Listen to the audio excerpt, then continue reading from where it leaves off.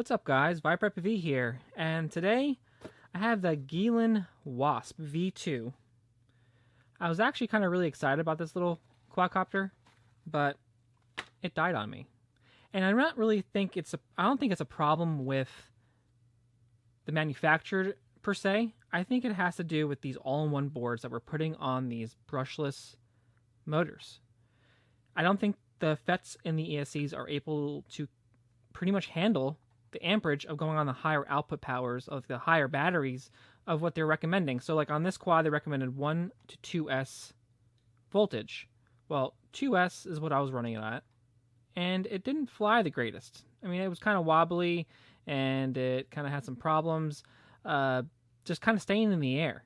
I'll show you some footage of it flying around. I mean, it's a little zippy little quadcopter. Really cool, and it looks cool. It has these little LEDs on the side here. It does have these little tiny motors on them. They're Geelang branded, 14,000 kV 0802 motors. And this thing has a crossfire receiver in it. Really, really cool. Has these little bi-blade little props on it. I think these are 3-inch props. Yeah.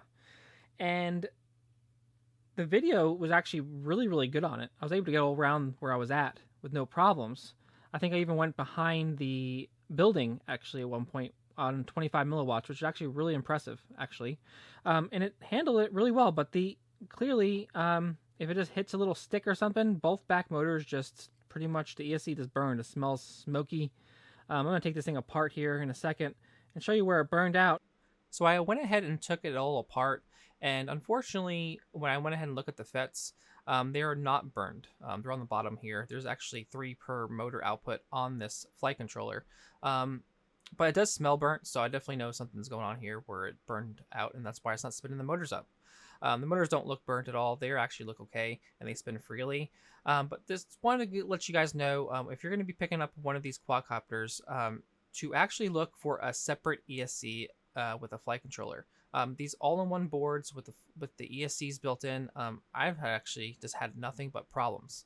And I probably will not be reviewing one of these for a while until maybe I see something improve or see some improvements to these flight controllers and all-in-one ESCs.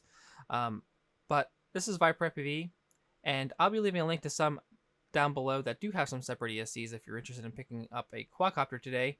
But I'll see you guys in a future video. Subscribe, like, leave a comment down below with what your thoughts are about this conundrum with these all-in-one boards. I'll see you guys later. Peace.